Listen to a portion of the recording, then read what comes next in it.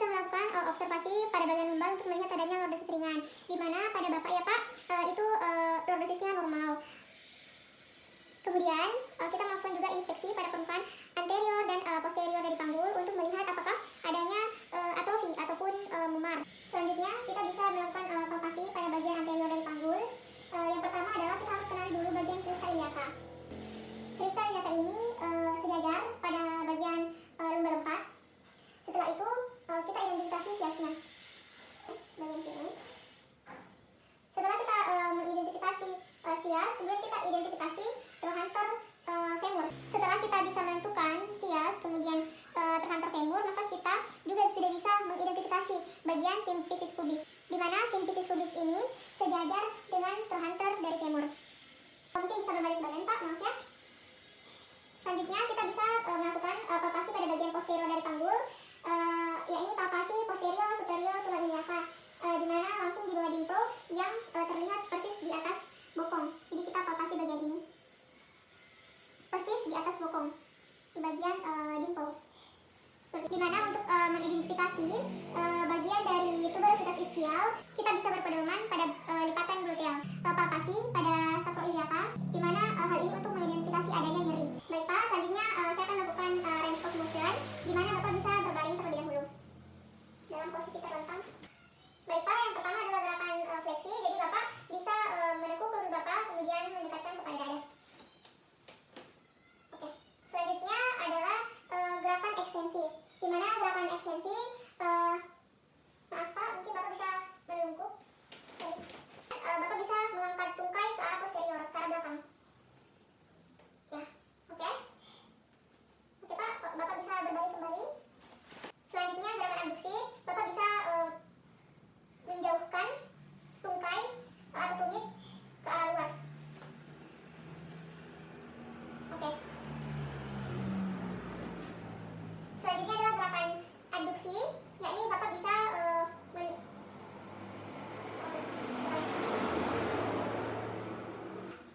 selanjutnya adalah gerakan abduksi, di mana Bapak bisa mengarahkan tungkai ke arah dalam. Oke.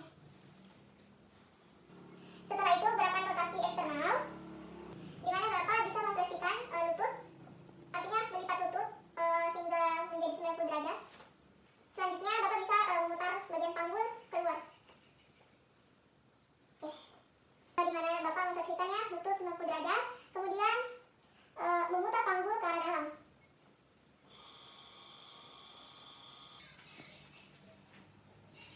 Kemudian kita akan melakukan palpasi pada bagian lutut, di mana Bapak atau pasien sudah diminta untuk dalam posisi duduk. Kemudian kita bisa melihat lekukan-lekukan tulang yang lebih terlihat, otot, ligamen, dan tendon yang lebih relaksasi. Baik, yang pertama adalah kita bisa melakukan palpasi sendi tibiofemoral, di mana kita bisa menaruh ibu jari pada bagian jaringan lunak di kedua si tendon patella, seperti ini, seperti ini. Kemudian kita bisa mengidentifikasi pada bagian distal femur, di bagian sini, di bagian sekitar sini. Kemudian kita juga bisa mengidentifikasi bagian proksimal dari tibia, di sekitar sini. Tapi Pak mungkin selanjutnya bisa mengangkat kakinya, ke sini. Di mana di sini kita bisa melihat pada bagian patella, tendon patella yang masih intak, seperti ini. Baik, yang pertama adalah kita tekan pada bagian femur terhadap patella. Baik Pak, mungkin bisa dikencangkan bagian otot quadriceps, yakni otot depan, pada saat saya mendorong bagian patella ke distal untuk melihat bagaimana keharusan gerak geser. Saya akan melakukan penilaian kantong suprapatella, di mana kita akan mempalpasi semua bagian yang menebal atau bagian yang membengkak di bagian kantong suprapatellar. Kemudian kita juga bisa merasakan jaringan-jaringan lunak di antara ibu jari dan jari-jari tangan. Kemudian kita bisa menggerakkan tangan ke arah distal. Selanjutnya kita bisa melakukan palpasi di sekitar patella, seperti ini. Di mana kita bisa merasakan apakah ada pembengkakan atau rasa panas pada bagian patella tersebut. Kemudian kita juga bisa menilai apakah ada pembengkakan pada bagian bursa tadi di sekitar patella. Kita juga bisa melakukan pada bagian posterior dengan lutut yang diekstensikan. Di mana kita bisa melihat nilai aspek medial dari fossa popltea antara lain untuk mendeteksi apakah ada kisah Becker. Kemudian kita akan mempalpasi otot gastrocnemius dan soleus di bagian posterior pada kaki bawah. Kita mempalpasi tendon Achilles di bagian betis bagian bawah sampai ke bagian calcaneus atau tumit. Seperti itu. Selain itu, kita juga sebenarnya bisa melakukan tes integritas terhadap tendon Achilles, di mana kita bisa meminta kepada pasien untuk berlutut di atas kursi, kemudian kita menekan bagian betis, bagian gastrocnemiusnya, dan melihat plantar fleksi pada pergelangan kaki. Selanjutnya adalah tes the Bull sign, di mana kita bisa meluruskan pertamanya Pak, lutut Bapak, yakni kita memberikan tekanan untuk memaksa cairan dari medial dari sini untuk pindah ke arah lateral seperti ini. Kemudian kita bisa mengetuk lutut tepat di belakang batas lateral dari patella dengan tangan kanan seperti ini. Selanjutnya adalah the balloon sign, di mana kita meletakkan ibu jari dan jari telunjuk kanan di bagian kiri dan kanan dari patella. Kemudian kita menekan kantong suprapatellar ke arah femur. Kemudian kita bisa merasakan bagaimana cairan memasuki ruangan bagian patella di bagian ibu jari dan jari telunjuk. Kemudian adalah balot tendon sign patella, di mana kita bisa juga menekan kantong bagian suprapatellar, kemudian ditekan ke arah femur. Lalu kita juga bisa yang pertama melakukan gerakan fleksi, di mana lutut ditekuk, kemudian bagian ekstensi, di mana kita melihat gerakan fleksi, yakni lutut ditekuk, sambil juga melihat gerakan cairan. Kita juga bisa melihat gerakan cairan pada saat ekstensi, yakni kaki diluruskan. Ini adalah gerakan rotasi internal. Posisikan pasien saat duduk, tapi mungkin bisa diayunkan kakinya ke arah dalam, sambil kita mengamati cairan pada bagian patella.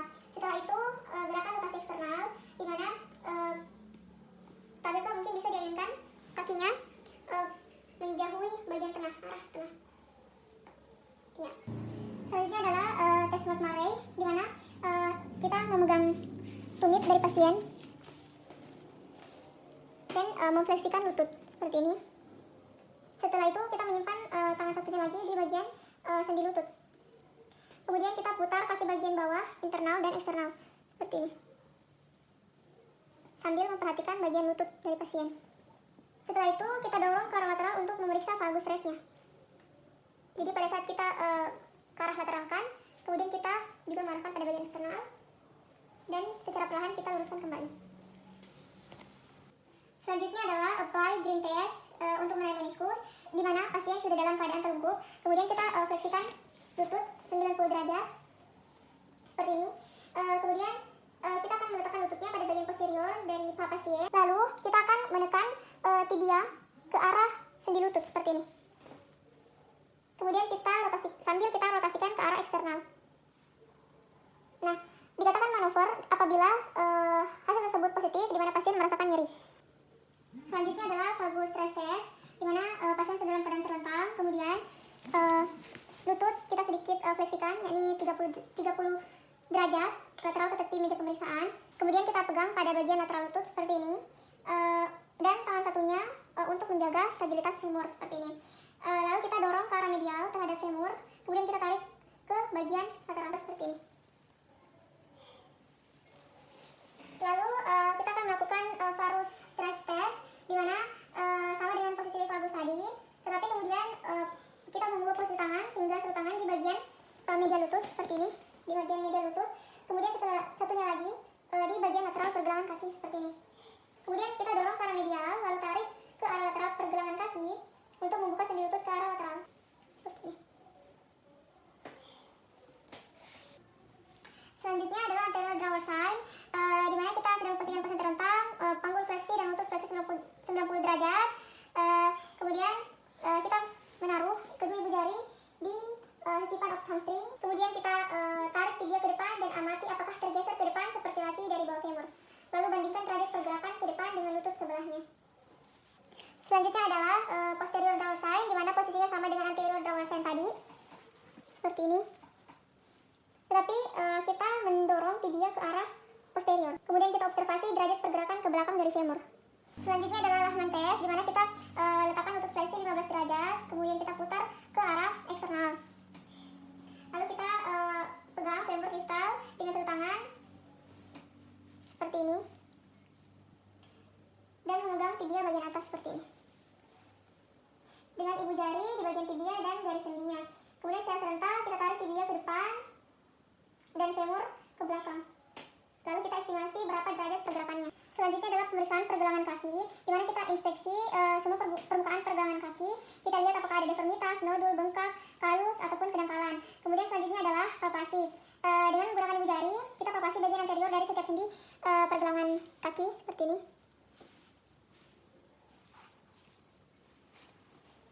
Kita rasakan apakah pasien mengalami nyeri atau bengkak. Lalu kita palpasi bagian tendon Achilles, apakah ada nodul ataupun nyeri. Kita juga palpasi bagian tumit, terutama di bagian inferior dan posterior dari calcaneus dan plantar fascia untuk melihat apakah ada nyeri atau tidak. Seperti itu.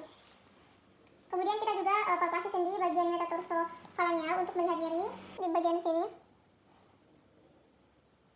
Lalu kita berikan tekanan tepat di proksimal dari metatarsal pertama sampai dengan metatarsal kelima.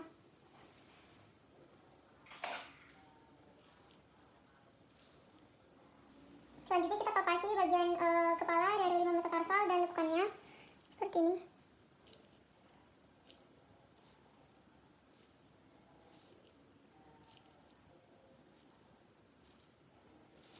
Selanjutnya adalah untuk range of motion, di mana yang pertama kita bisa gerakan fleksi pergelangan kaki.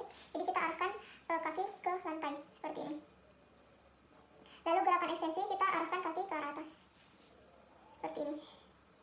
Lalu gerakan inversi, jadi kita tekuk tumit ke arah dalam seperti ini. Kemudian gerakan inversi tekuk tumit ke arah luar seperti ini.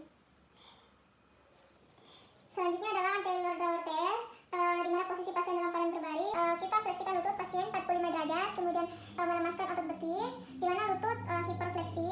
Kemudian pergelangan kaki dalam posisi equines dan kaki ditahan dengan satu tangan seperti ini.